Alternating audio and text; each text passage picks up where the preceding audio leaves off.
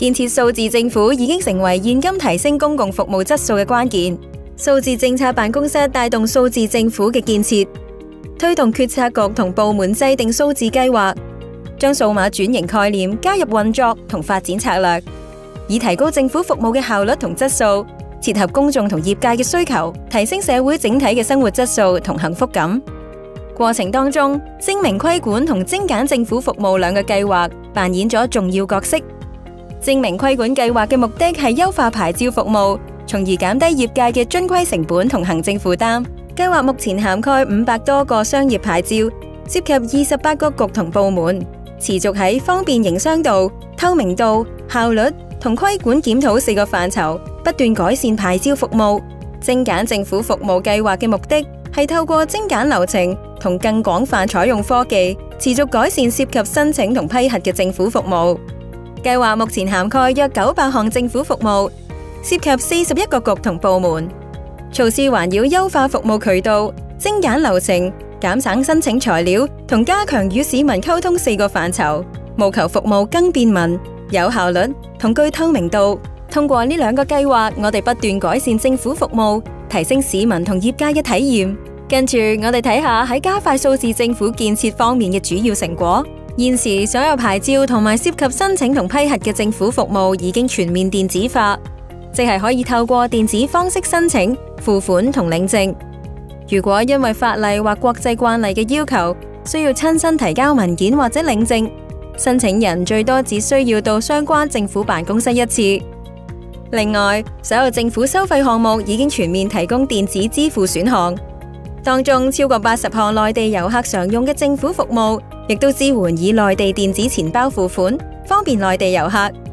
為咗實現一網通辦，部門陸續採用智方便，為市民提供一站式嘅電子服務。市民亦非常響應，令智方便嘅使用量不斷上升。同時，政府正建立數碼企業身份平台，方便企業使用電子政府服務，或者進行網上交易時，認證企業身份同核對簽署。目標係從2026年年底開始逐步推出。喺推動數字政府發展嘅過程中，部門推出咗唔同措施，帶大家睇下其中一啲例子。屋宇署推出咗電子資料呈交及處理系統，提供一站式平台，以電子形式接收同處理根據建築物條例呈交嘅圖則同申請，方便業界人士提交申請、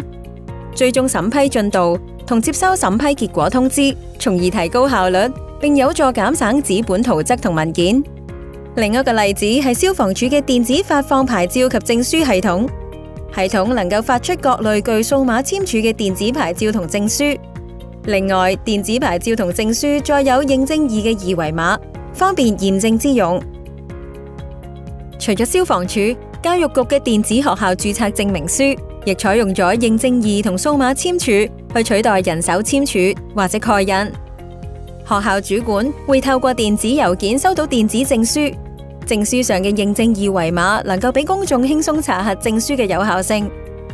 我哋亦都有便利市民大眾嘅措施，例如在職家庭及學生資助事務處優化咗轄下各資助計劃嘅電子申請平台，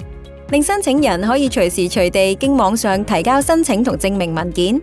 而系統亦可以按過往申請資料為申請人預填申請表格，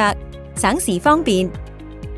虛擬海關服務大使小慧結合 AI、自然語言處理同機器學習等技術，實時解答市民同旅客對海關工作嘅一般查詢，同埋提供管制站嘅資訊。小慧已經喺機場同各出入境管制站投入服務，亦同時喺海關網頁、微信公眾號、Facebook 專頁同 WhatsApp 熱線提供服務。入境事務處就提升咗申請個人證件服務站嘅功能，俾合資格嘅申請人可以全自助形式一站式申請身份證同香港特區護照，並且可以喺領取個人證件服務站同時領取身份證同護照。自助服務站運作至晚上，為市民提供更靈活嘅服務。